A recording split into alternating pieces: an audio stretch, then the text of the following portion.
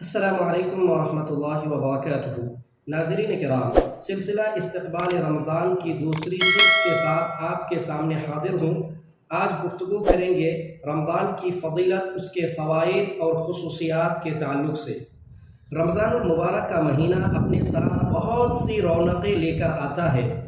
فطرت سلیمہ رکھنے والے مسلمان اس کی آمد پر بہت زیادہ خوش نظر آتے ہیں۔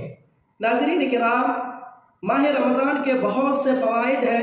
انہی فوائد میں سے ایک فائدہ یہ بھی ہے کہ ماہ رمضان اپنی اصلاح اور نفس امارہ پر کنٹرول پانے کا ایک بہترین موقع ہے۔ نشہ کی بری عادت جن لوگوں کو ہے، اگر وہ خالص نیت کے ساتھ، اخلاص کے ساتھ یہ کوشش کرے کہ اس رمضان المبارک کے مہینے میں وہ اس نشے کی بری عادت کو ترک کر دے گا اور اس سے اپنے آپ کو بچائے گا، تو انشاءاللہ العزیز وہ ضرور ضرور اس بری عادت سے بچ سکتا ہے۔ خوش نصیب ہیں وہ لوگ جنہیں دوبارہ رمضان المبارک کا مہینہ نصیب ہو رہا ہے، تاکہ وہ اس میں کوشش کر کے اپنے گناہوں کی بخشش کا سامان کر سکے۔ ورنہ کتنے ایسے لوگ ہیں جو پچھلے سال رمضان المبارک کے مہینے میں ہمارے ساتھ موجود تھے، لیکن آج وہ اس دار فانی سے کوچ کر کے دار بقا کی طرف منتقل ہو گئے۔ اس مہینے کی فضیلت اور اس کی برکت کی گھڑیوں کی قدر کریے اور اس سے بھرپور فائدہ اٹھائیے۔ کیا پتہ کہ یہ موقع دوبارہ ہمیں نصیب ہو یا نہ ہو۔ ناظرین کرام، رمضان المبارک کا مہینہ بہت سے خصوصیات کے حامل ہے۔ انہی میں سے رمضان کا مہینہ نزول قرآن کا مہینہ ہے۔ آسمانی کتابوں میں سب سے افضل کتاب، سب سے اعلیٰ کتاب کے نزول کے لیے اللہ سبحانہ و تعالیٰ نے سب سے افضل مہینے کا انتخاب کیا ہے۔ اللہ تعالیٰ نے فرمایا، شہر رمضان الذی انزل فیہ القرآن ھدی للناس وبینات من الھدی والفرقان، کہ رمضان کا مہینہ جس میں ہم نے قرآن پاک کو نازل کیا ہے، جو تمام انسانوں کے لیے ہدایت ہے اور حق اور باطل کے درمیان فرق کرنے والے دلائل اس کے اندر موجود ہیں۔ اللہ سبحانہ و تعالیٰ نے اور فرمایا، انا انزلناہ فی لیلۃ مبارکہ، ہم نے اس کتاب کو قدر والی رات میں نازل کیا ہے۔ رمضان المبارک میں نزول قرآن کا کیا مطلب ہے؟ اس کا مطلب یہ ہے کہ رمضان کے مہینے میں شب قدر کی رات لوح محفوظ سے مکمل قرآن بیت العزا میں رکھا گیا، پھر وہاں سے حسب ضرورت 23 سال کی مدت میں قرآن نزول کیا گیا ہے۔ بعض اہل علم کے نزدیک اس کا مفہوم یہ ہے کہ رمضان المبارک کے مہینے میں قرآن کے نزول کا آغاز ہوا ہے۔ غار حرا میں جب سب سے پہلی وحی آئی تو وہ رمضان المبارک کا مہینہ تھا۔ اس اعتبار سے رمضان المبارک کا مہینہ اور قرآن پاک کا ایک گہرا تعلق ہے۔ اسی لیے اللہ کے رسول صلی اللہ علیہ وسلم رمضان المبارک کے مہینے میں حضرت جبرائیل علیہ السلام سے قرآن پاک کا دور کیا کرتے تھے۔ حضرت عبداللہ ابن عباس رضی اللہ تعالیٰ عنہ بیان کرتے ہیں کہ کان جبریل علیہ السلام یلقاہ کل لیلۃ فی رمضان حتی ینسلخ یعرض علیہ النبی صلی اللہ علیہ وسلم القرآن، رواہ البخاری، کہ حضرت جبریل علیہ السلام رمضان کی ہر رات اللہ کے رسول صلی اللہ علیہ وسلم سے ملتے تھے اور اللہ کے رسول صلی اللہ علیہ وسلم ان سے قرآن پاک کا دور کرتے تھے۔ اس وجہ سے ہمیں بھی چاہیے کہ اس مبارک مہینے میں ذوق و شوق کے ساتھ ہم قرآن کی زیادہ سے زیادہ تلاوت کریں۔ ناظرین کرام، رمضان المبارک کی ایک خصوصیت یہ بھی ہے کہ اس میں ایک ایسی رات ہے جو 1000 مہینوں سے بھی افضل اور اعلیٰ ہے۔ اللہ تبارک و تعالیٰ نے ارشاد فرمایا، لیلۃ القدر خیر من الف شہر، کہ قدر والی رات 1000 مہینوں سے بھی افضل اور اعلیٰ ہے۔ ایک جگہ اور اللہ تبارک و تعالیٰ نے ارشاد فرمایا، انا انزلناہ فی لیلۃ مبارکہ انا کنا منذرین فیہا یفرق کل امر حکیم، کہ ہم نے اسے قدر والی رات میں نازل کیا ہے، یعنی قرآن کریم کو، اور ہم ہی ڈرانے والے ہیں۔ اور اس رات میں ہر مضبوط کام کا فیصلہ کیا جاتا ہے۔ سبحان اللہ، اس رات کی بابرکت ہونے میں کیا شک و شبہ ہو سکتا ہے کہ اس میں قرآن کا نزول ہوا ہے۔ اسی رات میں فرشتے اور روح الامین کا نزول ہوتا ہے۔ بڑی سلامتی والی اور برکت والی رات ہے۔ اسی میں بڑے کاموں کے فیصلے کیے جاتے ہیں۔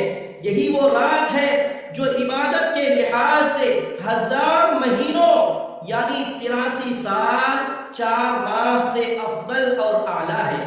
اللہ تعالیٰ سے دعا کرے کہ اللہ سبحانہ و تعالیٰ ہمیں وہ بابرکت رات نصیب فرمائے اور اس میں محنت کے ساتھ عبادت کرنے کی توفیق عطا فرمائے، اللہم آمین۔ حضرت انس رضی اللہ تعالیٰ عنہ بیان کرتے ہیں کہ اللہ کے رسول صلی اللہ علیہ وسلم ماہ رمضان کے ابتدا میں ہی فرمایا، ان هذا الشهر قد حضركم وفيه ليلة خير من 1000 شهر من حرمها فقد حرم الخير كله ولا يحرم خيرها إلا محروم، رواه ابن ماجہ وصححه البانی رحمہ اللہ۔ بے شک رمضان کا مہینہ آ چکا ہے اور اس میں ایک ایسی رات ہے جو 1000 مہینوں سے بھی افضل اور اعلیٰ ہے۔ جو شخص اس کے خیر و بھلائی سے محروم رہ جائے وہ اس کے مکمل خیر و بھلائی سے محروم رہ جاتا ہے، اور اس کے خیر و بھلائی سے وہی شخص محروم رہ جاتا ہے جو حقیقی معنوں میں محروم ہے۔ ناظرین کرام، رمضان کی خصوصیت میں سے یہ بھی ہے کہ رمضان میں عمرہ حج کے برابر ہے۔ ہر مسلمان جو صاحب استطاعت ہے اس کے اوپر حج فرض ہے۔ ہر مسلمان خواہ مفلس ہو یا مالدار ہو، ہر ایک کو یہ خواہش ہوتی ہے کہ حج و عمرہ کر کے زیارت بیت اللہ کا شرف حاصل کرے۔ جو مالدار ہے وہ حج کر لیتے ہیں، اور جو غریب ہیں جن کے پاس استطاعت نہیں ہے ان کے لیے رمضان المبارک کا مہینہ ربانی نعمت ہے، یعنی رمضان میں عمرہ کرنا حج کے برابر ہے۔ بخاری میں حدیث موجود ہے، عبداللہ ابن عباس رضی اللہ تعالیٰ عنہ کہتے ہیں کہ اللہ کے رسول صلی اللہ علیہ وسلم حجۃ الوداع سے واپس جب مدینہ میں آئے تو ام سنان انصاری رضی اللہ عنہا سے آپ نے فرمایا کہ تم نے ہمارے ساتھ حج کیوں نہیں کیا؟ تو وہ کہتی ہے کہ ہمارے پاس 2 اونٹ ہے، ایک پر سوار ہو کر کے میرے شوہر اور میرے بیٹے حج کے لیے گئے اور دوسرا پانی لانے کے لیے استعمال ہوتا ہے۔ تو آپ صلی اللہ علیہ وسلم نے ارشاد فرمایا، فَإِذَا كَانَ رَمَضَانُ يَعْتَمِرِي فَإِنَّ عُمْرَةً فِي رَمَضَانَ حَجَّةٌ۔ آپ نے فرمایا کہ جب رمضان آئے تو عمرہ کر لینا، کیونکہ رمضان کا عمرہ حج کے برابر ہے۔ بخاری ہی کی ایک اور روایت میں اس سے بڑھ کر فضیلت بیان ہوئی ہے۔ آپ صلی اللہ علیہ وسلم نے فرمایا، فَإِنَّ عُمْرَةً فِي رَمَضَانَ تَقْضِي حَجَّةً أَوْ حَجَّةً مَعِي، یعنی رمضان میں عمرہ کرنا حج کے برابر ہے یا اللہ کے رسول صلی اللہ علیہ وسلم کے ساتھ حج کرنے کے برابر ہے۔ اس حدیث میں وضاحت ہے کہ رمضان المبارک میں عمرہ کرنا حج کے برابر ہے، اور یہ خصوصیت اور مہینوں کو نہیں ہے۔ ناظرین کرام، رمضان کی خصوصیت میں سے یہ بھی ہے کہ رمضان کی پہلی رات آتی ہے تو شیاطین اور سرکش جنوں کو جکڑ دیا جاتا ہے اور آتش جہنم کے تمام دروازوں کو بند کر دیا جاتا ہے، ان میں سے کوئی دروازہ نہیں کھلتا، اور جنت کے تمام دروازوں کو کھول دیا جاتا ہے، ان میں سے کوئی دروازہ بند نہیں ہوتا، اور اللہ سبحانہ و تعالیٰ کی طرف سے ایک اعلان کرنے والا اعلان کرتا ہے، اے بھلائی کے متلاشی آگے بڑھ، اے شر کے طلبگار اب رک جا نیز۔ اللہ سبحانہ و تعالیٰ لوگوں کو ہر رات جہنم سے آزادی عطا کرتا ہے۔ اور جابر رضی اللہ تعالیٰ عنہ کی روایت ہے کہ ہر افطار کے وقت کچھ لوگوں کو جہنم سے آزاد کیا جاتا ہے، اور یہ ہر روز ہوتا ہے۔ اسی طریقے سے ابو سعید خدری رضی اللہ تعالیٰ عنہ کی روایت میں موجود ہے کہ ہر رات اور ہر دن ہر مسلمان کے لیے ایک دعا قبول کی جاتی ہے۔ سامعین کرام، اب ایک غلط فہمی کی طرف آپ کو میں اشارہ کرتا چلوں، جیسے کہ ہمارے ہندوستان میں بعض کیلنڈر میں آپ دیکھتے ہیں کہ 10 دن رحمت، 10 دن مغفرت اور 10 دن نجات کے طور پہ لکھے جاتے ہیں، یہ غلط ہے، یہ درست نہیں ہے۔ اس تعلق سے جو حدیث ہے وہ ضعیف ہے، اسی لیے ہمیں اس سے اجتناب اور پرہیز کرنے کی ضرورت ہے۔